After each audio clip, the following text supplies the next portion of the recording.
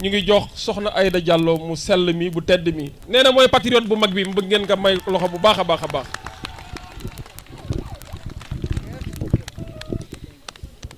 barkeb Serigne Béthio jërëjëfati Serigne Béthio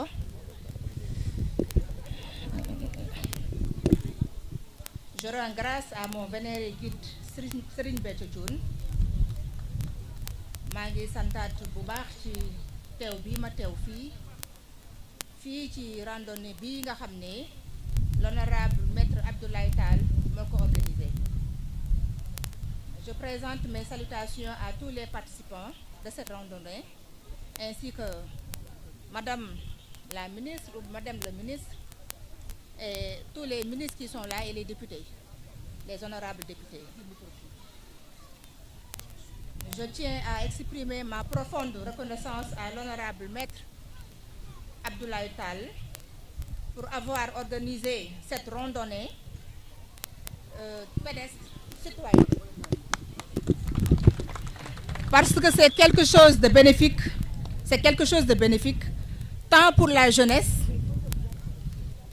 que pour l'ensemble de la population. Parce que sport dafay loo xam ne suñu borom da koo digle suñu borom su ma nee suñu borom da koo digle nag mooy yàlla suñu borom lépp luy jëm ci préserver suñu santé dafa doon loo xam ne jullit bi dafa bokk ci li nga xam ne suñu borom da koo digal. Yonent bi alayhi salaatu wasalaam gën gi mi def paix salut sur lui moom it mu recommandé ñu tamit ñuy def sport, tout ce qui permet de préserver le corps du musulman. Donc c'est un acte de fraternité qui rassemble toute la population. Donc ce type d'initiative, c'est très important pour le pays. Il rassemble la jeunesse et permet aussi de sensibiliser ces sujets yoo xamante ni comme lu mel ni immigration irrégulière bi. Donc ndax ñëpp gis nañu ndaw ñi ni ñuy riiree ku jóg rek bëgg a tukki te gis nañ ñu ci bari ñu ngi ci am ay jafe-jafe muy loo xamante ni kon daje bii ñu daje tey ci loo xam ni l'islam dañu koo digal muy sport tàggat suñu yaram waaye it ñu profiter ci passer un message aux jeunes dafay loo xamante ne man dama ciy bëgg lool ci teew fii ndax il faut ñu wan jeunes yi wan ndaw yi ne leen nekk ci sa réew tekk ci sa réew lu possible la waaw ndax c'est quelque chose de possible ñun xam nañ ko. D'ailleurs le salon des entrepreneurs métiers et talents que j'ai organisé tout récemment avec les Thiantakoun de Yeesal gi le renouveau les 3 et 4 février en est une illustration. Cela montre à notre jeunesse qu'il existe ici des opportunités réelles pour réussir tout en restant dans son pays. Donc je salue Maître Abdoulaye Tall pour n'avoir établi aucune distinction parce que mënoon na ne Soxna Aïda Saliou guide spirituel la waaye invité bi ma invité ci randonnée bi pédestre bi wane na ni il a compris que en ma qualité de guide spirituel mon rôle ne se limite pas au domaine spirituel. Il englobe tout ce qui peut servir le peuple et protéger la jeunesse et préparer son avenir. moo tax ma sawar lool ci wuy si woote bi waaw ndax dafa concerner suñu réew. Je prie que cette journée soit une journée de fraternité, d'unité et d'élévation. waaw ñoo ngi di ñaan suñu borom bu baax gën a teg loxo ci réew mi waaw gën a teg loxo ci ndawu Sénégal waaye gën a teg loxo it njiit yi fi ne ba yéene gi ñu am ci defar Sénégal mu doon loo xam lu tawféex lay doon te mu doon loo xamante ne ñun ñëpp it dañu ciy am wàll ndax noonu la demee amuñu lu dul Sénégal lépp loo xamante ne luy jëmale Sénégal kanam la jàpp naa ni ñun ñëpp a war a maaseendoo jóg taxaw ndax nag ay nit lañu waaw ay nit lañu kenn ku ci nekk am nga sa ngëm-ngëm waaw am nga sa ngëm-ngëm te looy préserver la waaye aussi bu fekkee dañoo jóg rek ne réew mi moo ñu yitteel defe naa ne képp koo xamante ni am nga loo ci mën a dugalee sa loxo war nga ko cee mën a def kon lii day acte boo xam ne acte bu noble la di ñaax bu baax jeunesse bi ngir ñu xam ni tekki mën naa nekk fii ci suñu réew mën naa nekk fii ci suñu gox il suffit que ñi nga xamante ni ñooñu jiitu ci yëf yi ndax liñ naan y a des mentors am na si ñoo xam tey jii ñooñu jiitu ci mbir yi ñu def li nga xamante ni mooy jàppale ndaw ñi maanaam ci xalaat bu rafet ak tegtal leen yoon ak gis-gis boo xamante ni buñ leen ci jëmalee dina mën a yokk seen yaakaar ci toog ci réew mi waaye dina yokk seen yaakaar it ñu xam ni tekki fi lu mën a nekk la jaa ngeen jëf. jërëjëf soxna Aïda Diallo bu sell mi ma bëgg ngeen tàccul ma ko bu baax a baax a baax a baax déglu nañ discours bi le message est profond et fort la jeunesse est consciente des enjeux du moment gaal gi du solution et il y a des alternatives citoyennes et responsables qu'on pourra proposer à la jeunesse sans pour autant tarder ñu ngi remercier bu baax soxna Bigué Ndaw bu association yaayu daara yaayu taalibe yi ñu ngi koy nuyu ma bëgg ngeen tàccul ma ko bu baax l'association pour la scolarisation des jeunes filles SCOFI tamit ñëw nañ ñu ngi leen di gërëm di leen nuyu honorable Djibi Ciss bu fekkee yaa ngi may dégg boo ñu mënee rejoindre nga rejoindre ñu léegi damay jox au nom de la diaspora honorable député Fatou Dione rek en quelques minutes rek Fatou Dione nga ñëw Awa Dione maa ngi tuub Awa Dione ñu ngi lay jox kaddu gi au nom de la diaspora parce que ñoom tamit ñu ngi liggéey bu am solo te fa ñu toll ñu ngi seetaan mbir mi en direct à travers les réseaux sociaux honorable vous avez la parole. Il y a 2 minutes. fii du plénière de asalaamualeykum aouzu billahi mina sheytaani rajim bismillahi rahmaani rahim mbokki Mbuur maa ngi leen di nuyu di leen ziyaar di leen ñaanal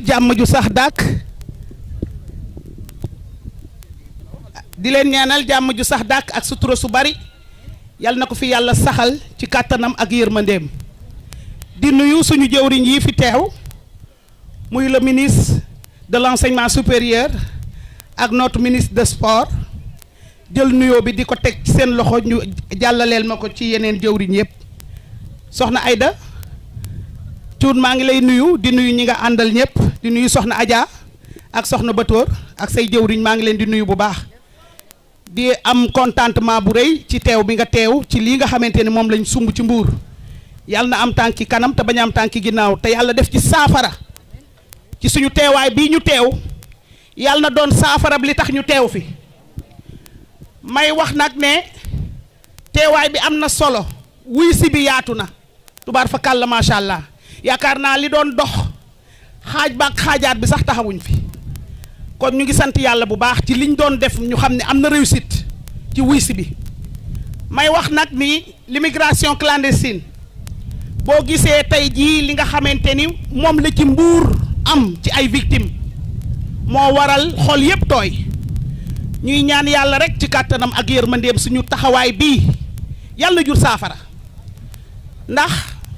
man ci diaspora bi laa nekk représenté fi tey tous les députés de la diaspora sénégalaise mais ñun ñi nga xamante ni ñoo nekk ci diaspora bi tey teg ci suñu bët ñiy yegsi boo demee en Italie Lampedusa tey la fay wàcc ci doomu aadama yoo xamante ni tey gaal la ñu wàcc ci métit woo xamante ni moom la ñuy nekkee ci dëkk ba ci tumuranke goo xamante ne moom la ñuy nekkee ñun ñañu fa fekk wallaahi azim suñuy xol dafay tooy xet ndax ay sénégalais lañu ña dëkk ci secteur yooyu dañuy héberger ba duñu mënati ñiy tëye tam italiens yi dinañ tëye ba duñu mënati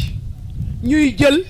ñenn ñi dootuñu mën a toogati ci fi ñu nekk ñuy nekk ci mbedd mi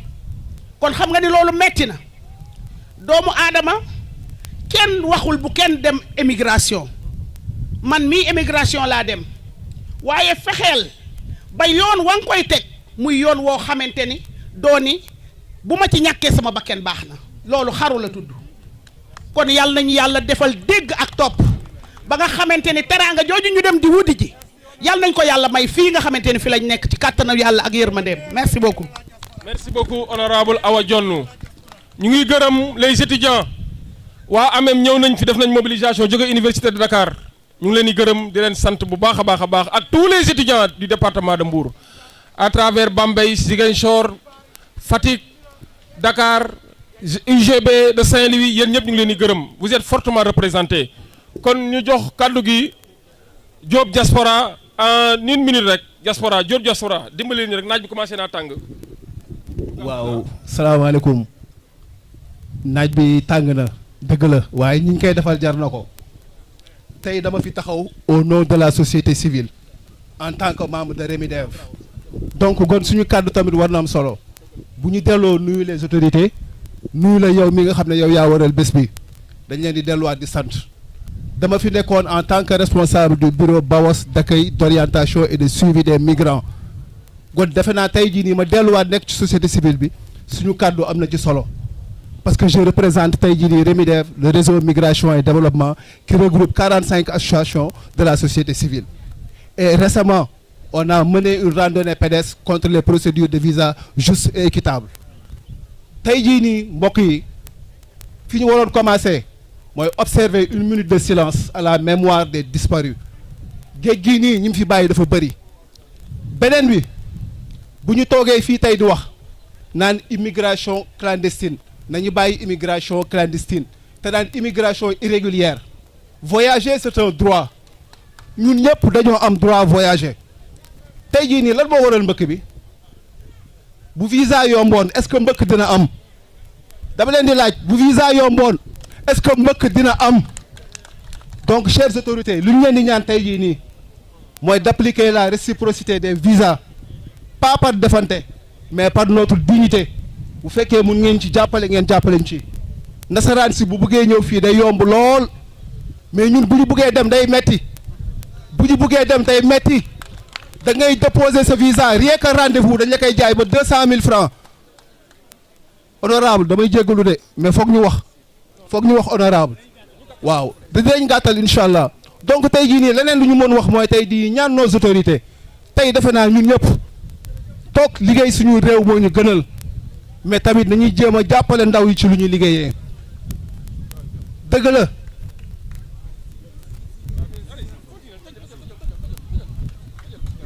waaw di jégalu ñëpp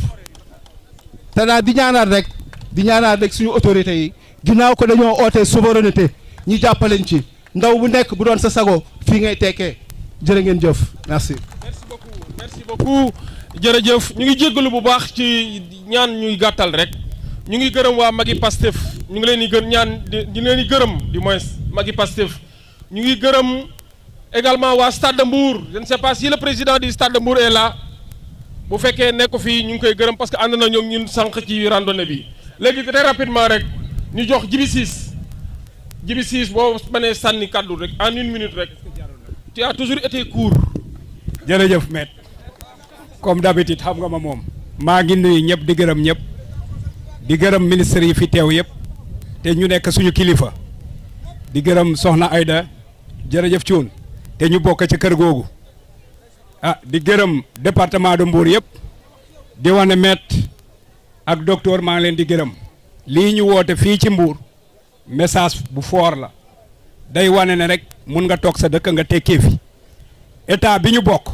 mu ngi former ay jeunes mu ngi leen di jàppale bu ñu yàkkamte nañu toog xaar ci état souvent dama koy wax xale yi man de 300 000 Sénégal moo ma gënal 1 million bitim réew loolu rek message la foofu laa ci yem di ñaax waa département bi di wax ne lii bu mu géej nay am chaque 2 mois 3 mois parce que am na li muy defar ci suñu yaram je vous remercie. incha allah c'est promis comme ni ko soxna Aïda Diallo mu sell mi diglee dañ koy perpétuer événement bi inscrire ko ci sunu calendrier chaque année mu am édition am sinon ñu ngi woo le président des randonneurs au nom de tous les randonneurs ma toog ngeen tàcc monsieur Diakhaté bu baax a baax a baax monsieur Diakhaté 1 minute rek. incha allah. asalaamaaleykum wa rahmatullah. maa ngi sant ñëpp di gërëm ñëpp di féliciter ñëpp. vous fait 6 kilomètres et quelques en un temps record te gisuma gars yi kenn wax dara maa ngi ànd ak jigéen ñi. tàccu leen seen bopp. donc lii bu amee damay commencer d'abord di féliciter suñu ministre de tutelle. parce que ñun bu ñu waxee district de randonnée pédestre de Mbour dañuy wax ne ministère des sports. donc bu loolu bu amee tey jii moom moo jox instruction président fédération sénégalaise de randonnée pédestre mu yónnee message bi méttal woo ma te ñoom ñaar ñii def naa ñoom mébét lii ñun ça fait 10 ans ñu ngi dox man dox naa 1 million de kilomètres ça fait 10 ans 2016 ba léegi ñoo fait de la randonnée civique à Mbour je pense que lii sama mébét la woon ministre des sports xam na ko au mois de septembre bi coow li amee ba gaal yi këpp dama ko woo ma ne ko on voudrait faire une randonnée ñëpp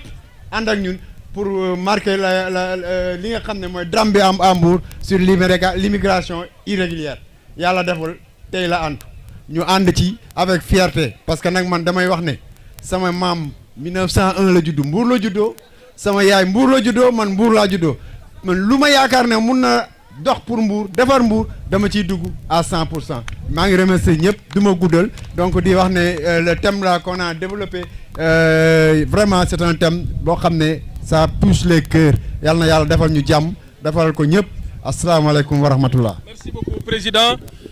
tey on a une autorité c'est le président du conseil départemental de l'aéroport international Blaise Diagne am na ku ko wax léegi le représentant de la société civile effectivement si on appliquait le principe de la réciprocité heure bi kenn du jël gaal di demee ñëpp aéroport la ñuy jaar jël avion dem encore une fois nous lançons un appel aux autorités et je sais qu'elles vont le faire. Appliquons la réciprocité à tout pays qui nous demande un visa comme ça wax ji jeex monsieur le président du conseil départemental Abdourahmane Dabo ñu jox la kàddu gi rek au nom de l'aéroport ngeen ubbi aéroport yi. asalaamaaleykum mbokki Mbour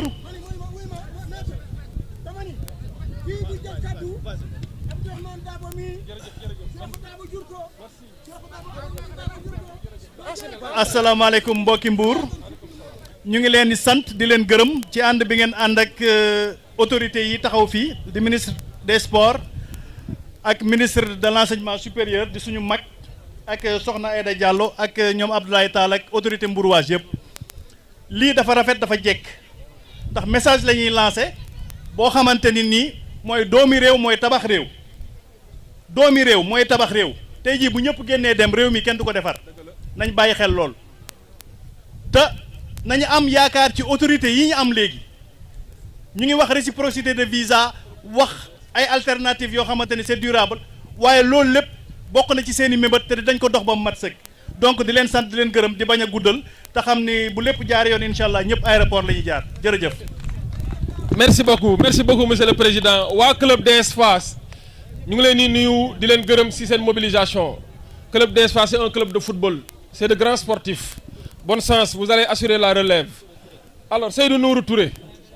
ñu ngi lay remercier alors ñu jox kàddu gi rek honorable docteur Mamadou Lamine Diété mu jël kàddu au nom de tous les députés du département de Mbour. merci beaucoup maître asalaamaaleykum mbokk Mbour maa ngi leen di nuyu ku ci nekk ci turam ak santam di beral nuyu suñu guide spirituel muy soxna Aïda Thioune ànd ak waa këram ñëw bokk ci randonnée bi di nuyu monsieur le ministre Daouda Ngom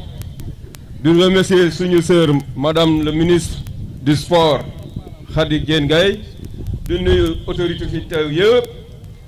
di am mbégte vraiment ci mobilisation bu mucc ayib bu ngeen def je tire un grand chapeau à tous les mouvements sportifs, clubs de randonnée, les associations sportives, mais aussi la jeunesse patriotique de Mbour. Ah di leen xamal ni fii président Diomaye ñëwoon na fi mooy bu incident boobu amee Mbour ñàkk ci ay doom yu bëre ñëwoon na fii ci plage bi délivrer un message solennel à l'endroit du peuple sénégalais. Yàlla dafa def mu tombe suñu nguur te ku xam le président Diomaye yéene bu mu am ci Sénégal ak son premier ministre Ousmane Sonko nga xam ni réew mi ñoo ngi dund yaakaar ci seen taxawaay mais aussi seen lucidité par rapport aux difficultés des Sénégalais. Donc di ñaan la jeunesse ñu góorgóorloo xam ne le Sénégal va être sur les rails incha allah rabi ñaari at yëpp ñu ngi doon jooyantu lu bëri en termes de finance mais bu ñu poussé déwén incha allah di nga gis retombées parce que ñu ngi lancé un peu partout les pôles territoires et gis ngeen président de la République aussi dem na au Sénégal oriental pour uniquement xeex loo xam ne injuste la depuis 62 ans wala 64 ans muy fexe ba Sénégal yëpp gis seen bopp dans le cadre de l'équité territoriale. Donc maître di remercier ñëpp ñu bokk ci organisation bi jiite nga ko ànd ak sa comité ñu préparé ci anam yu mucc ayib di la féliciter ci sa taxawaay di daane rek dina Mbour doit se mobiliser davantage pour lutter contre le phénomène là. Wax dëgg yàlla les familles sont déchirées parce que perdre la vie à la fleur de l'âge dafa metti donc ay yaakaar rek ñoo doon dem donc di leen xamal ne tout est possible dans ce pays man bu may am 60 ans 50 ans presque laa am sama passeport lépp fii laa ko amee donc nañ gëm suñu bopp xam nañ on peut tout faire au Sénégal donc loolu laa amoon li may sànni ci kàddu di la féliciter tout le comité d'organisation ñu ci jàpp ñëpp les partenaires tout le monde di leen féliciter di leen jaajëfal merci maître. ñu ngi lay féliciter honorable docteur Mamadou Lamine Diété moom tamit ci organisation bi la bokk ménagé wul aucun effort pour la réussite de cet événement ñu ngi lay remercier di la féliciter pour ses implications di nuyu sunu sœur Sophie Diomaye mooy directrice Promojet moom tamit ñëw na fi jàpp ci liggéey bi Youssoufa Ciss également ñu ngi koy nuyu bu baax a baax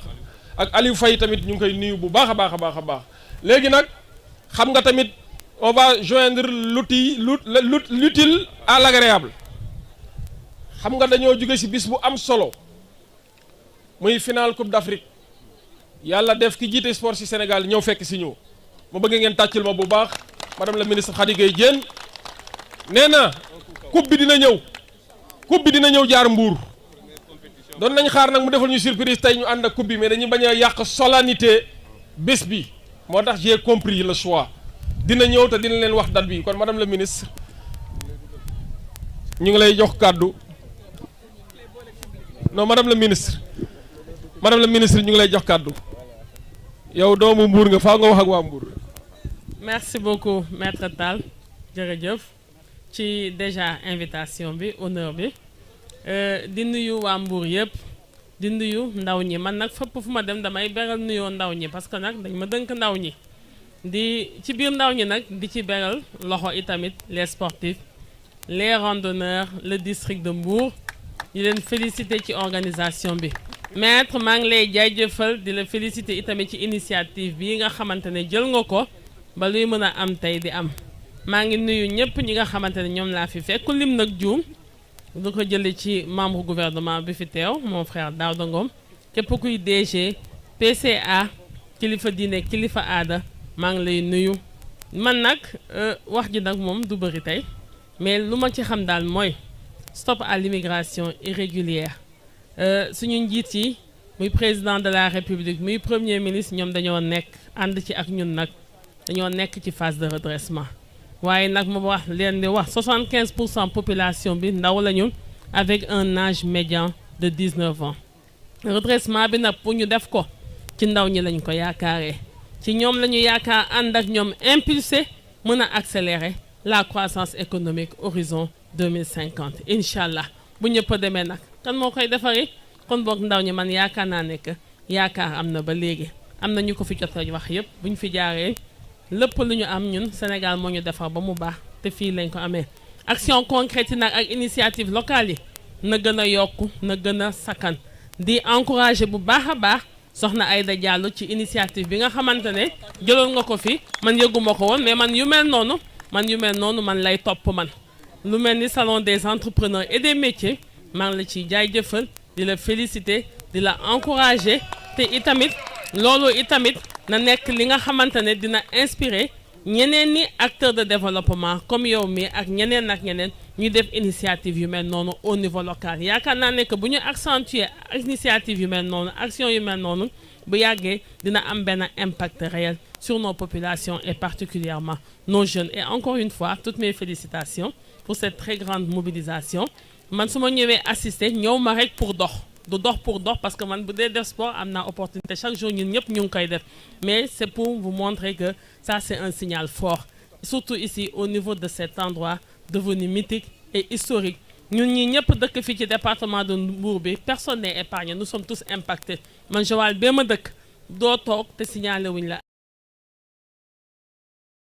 ñi dañ leen a dëpp wala ñenn ñi xëy na ba léegi xamuñu fu ñu nekk kon boo géej gi bàmmeel la am na neneen ñi nga xamante ne mun ngeen ko tukkee wala ou bien ngeen toog fii ci dëkk bi asalaamaaleykum wa rahmatulah taala. À vous madame la ministre félicitations à vous waa New Vision Fruits ñu ngi leen di gërëm di leen sant ku fi lekk banaana wala pomme wala luy fruit rek ñoom ñoo ko indi